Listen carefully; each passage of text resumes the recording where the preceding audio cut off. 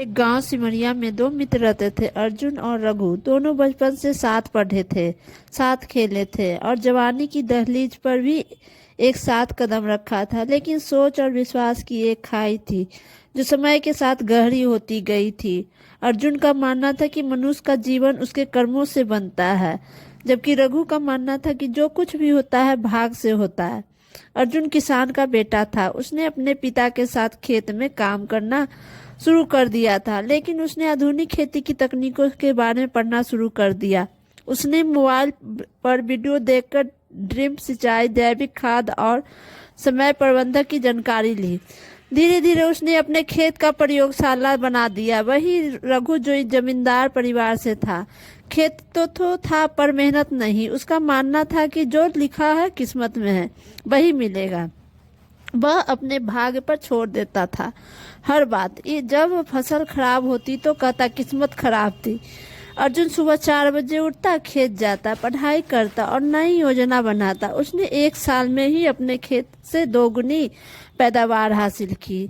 गांव वाले हैरान थे कि कैसे एक किसान का बेटा इतनी तरक्की कर रहा है।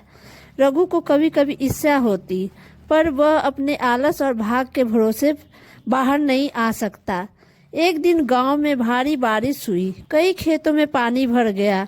अर्जुन ने पहले से ही नालियों की सफाई कर रखी थी और खेतों में ऊंचाई और निचाई का ध्यान रखा था, जिससे उसका खेत बच गया। रघु का खेत कीचड़ से भर गया और फसल सड़ गया। वह फिर बोला, देखो भाग ने फिर धोखा दिया। अर्जुन ने उसे समझाने की कोशिश की, रघु भाग तब तक साथ देता है जब तक हम कर्म करते हैं। अगर मैंने उस समय रहते इंतजाम नहीं किया होता तो मेरी भी फसल बर्बाद हो जाती। रघु चुप हो गया। उसके भीतर कहीं कुछ टूट गया था, शायद कुछ बनना शुरू हुआ था। कुछ महीनों बाद गांव में एक योजना आई, कृषि नवाचार पुरस्कार। अर्जुन ने अपनी खेत मेहनत और परिणामों का लेखा जोखा सरकार को भेजा। उसे पुरस्कार मिला, साथ में 5 लाख रुपए भी राशि भी। वह अब गांव में एक मिसाल बन चुका था।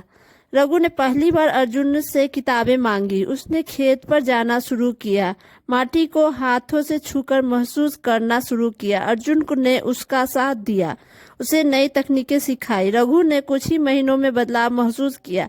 फसल बेहतर हुई, आमदनी बढ़ी और सबसे बड़ी बात है कि उसका आत्मविश्वास लौटा। अब जब कोई उसे पूछता भाग ने साथ दिया तब वह मुस्कुराकर कहता, हाँ, पर तब जब मैंने मेहनत की।